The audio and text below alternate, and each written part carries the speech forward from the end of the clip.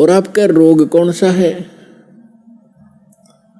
जग सारा रोग यारे, जिन सतगुरु वेद न जाण्या, जग सारा रोग यारे, जग सारा रोग यारे, जिन सतगुरु वेद न जाण्या, जग सारा रोग यारे।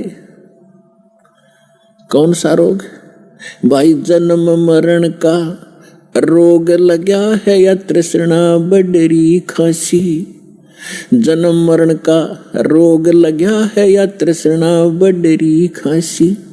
आवागमन की डोर गले में या पड़ी काल की फांसी, जग सारा रोग यारे, जिन सतगुरु वेद न जाण्या, जग सारा रोग यारे।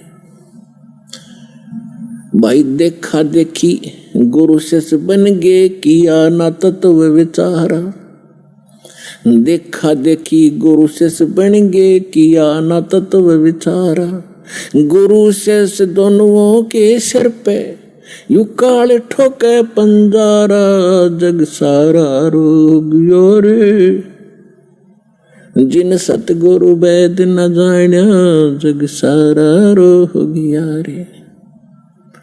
भाई साचा सतगुरु कोई न पूजे, इन झूठों जगपतियासी। साचा सतगुरु कोई न पूजे, इन झूठों जगपतियासी। झूठ अंधे की बा गई अंधे ने, ये मार्ग कौन बतासी, जग सारा रोग यारे, जिन सतगुरु वेद न जाण्या, जग सारा रोग यारे। भाई सार शब्द सर जीवन बूटी, घस घस अंग लगावे। सार शब्द सर जीवन बूटी, घस घस अंग लगावे। कहे कबीर तुम सतकर मानो, ये जन्म मरण मिट जावे, जग सारा रोग यारे, जिन सतगुरु वेद न जाण्या, जग सारा रोग यारे। तो इसमें ये स्पष्ट कर दिया परमात्मा ने कि आपको कौन सा रोग है। क्या बताया कि जन्म मरण का रोग लगा है, और यह तृष्णा बढ़ रही खांसी, और आवागमन की। ऊपर जाओ, फिर वहां से अपना हिसाब करा के नीचे आओ, मनुष्य बनो, गधे बनो, कुत्ते बनो, फिर अपना टाइम पूरा करो, फिर जाओ। फिर वहां से नेक्स्ट आदेश हो गधा बनो, फिर जाओ, फिर आदेश बने कुत्ता बनो, मनुष्य बनो, देवता बनो, फिर राजा बनो, फिर गधा बनो।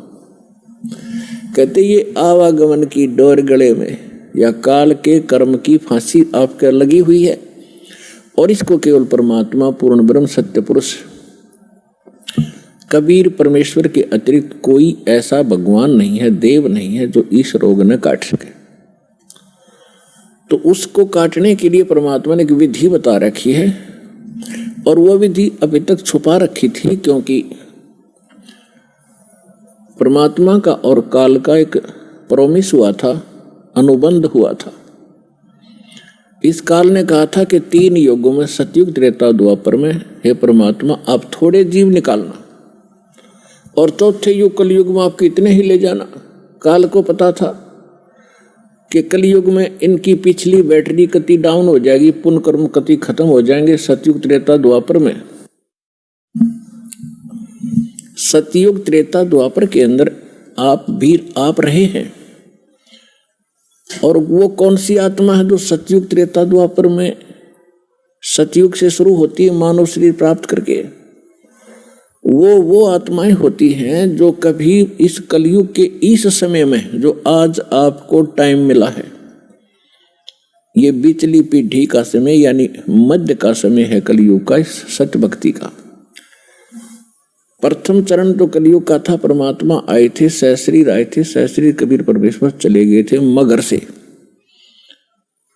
अब ये बिचली पीढ़ी है जो अब स्टार्ट हुई, इसमें कंप्लीट कोर्स है भक्ति का, और निरसंशय है कोई डाउट नहीं, सब प्रमाणित है।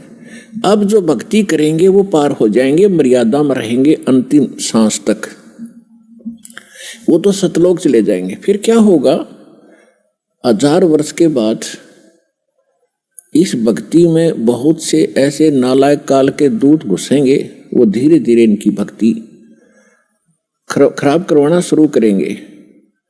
और उस समय जो सच भक्ति जितने समय वो कर चुके और उसके बाद मार्ग दिशा बदल ली, उनके साथ क्या बनेगी कि जैसे पुण्यात्माओं एक श्वास के मंत्र का जो इस दास से प्राप्त करके आप एक श्वास भी मंत्र का ले लेते हो सतनाम का, वैसे तो प्रथम मंत्र से ही आपकी गजब की कमाई शुरू हो जाती है, बहुत ज्यादा बन जाती है। और यदि सतनाम का मंत्र भी आपने साल 2 साल 3 साल 4 वर्ष कर लिया और सारनाम ना भी मिला तो भी आपकी ढेर सारी कमाई बन जाती।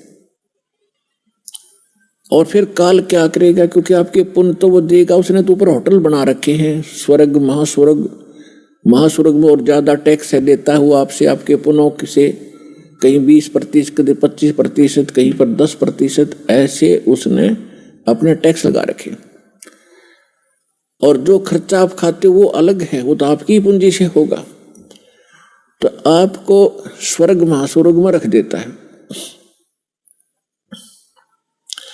और वहां आपके पुण्य आपके साथ होते हैं। जब महास्वर्ग के अंदर आपके पुण्य खत्म हुए उसके बाद स्वर्ग में ले आता है, नीचे एक अलग से एक स्वर्ग है, उस महास्वर्ग से अन्य जो कोमन स्वर्ग है, उसमें भी जब आपके पुण्य खत्म हो जाते हैं फिर आपको पृथ्वी पर डाल देता है।